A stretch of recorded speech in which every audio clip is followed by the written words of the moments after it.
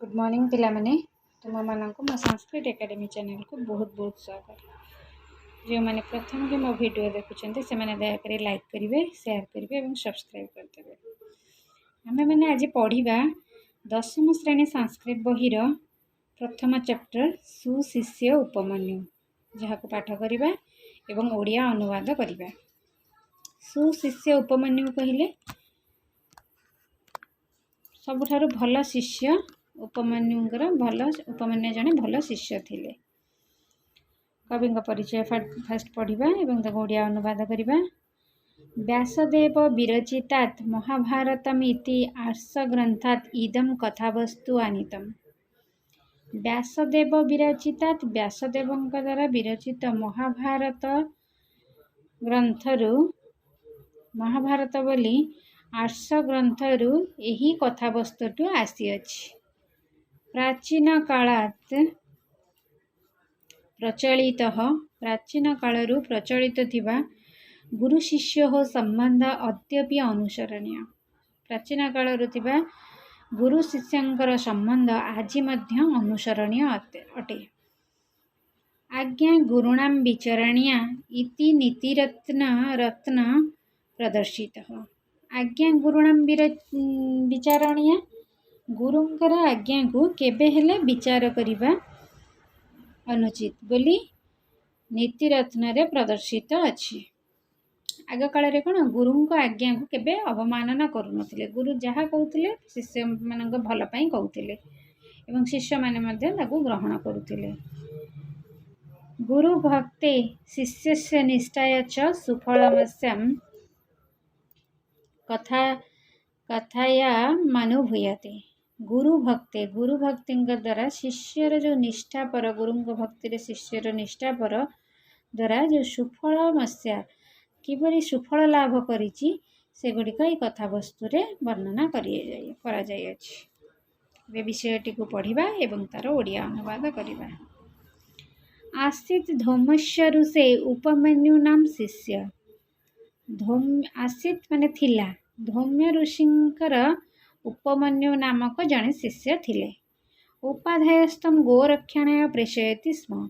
गुरु तांको उपाध्यायस्तम संधि हेछि उपाध्याय युक्त तम। गुरु तांको गोरक्षणाय गाई रखिबा पई पठाउथिले। स उपाध्याय वचनात् दिवा गा रखित्वा दिवसखे उपाध्यायस्याग्रतः स्थित्वा नमस्कार। स उपाध्याय वचनात् से गुरुंक कथारे दिवा दिवस रे गा रखित्वा गाई रखुथिला एवं दिवसखे संध्या समय रे उपाध्यायस्याग्रत गुरुंक आगरे स्थित्वा रही नमस्कार करुथिले। गुरुस्तं हृष्टपृष्टं दृष्ट्वा उवाच वत्स केन वृत्ति करोषि। गुरुस्तं गुरुयुक्त तम गुरु तांकु हृष्टपृष्ट थिबार दृष्ट्वा देखि कहिले उवाच अर्थ कहिले वत्स हे वत्स केन वृत्ति करोषि तुम्हें क्यों प्रकार वृत्ति करी जीविका निर्वाह करुछ। उपमन्यु गुरुं प्रत्यवादित उपमन्यु गुरु को प्रति उत्तर रे कहूछि भक्षणं वृत्ति करोमि भिक्षा वृत्ति करी जीविका निर्वाह करुछि।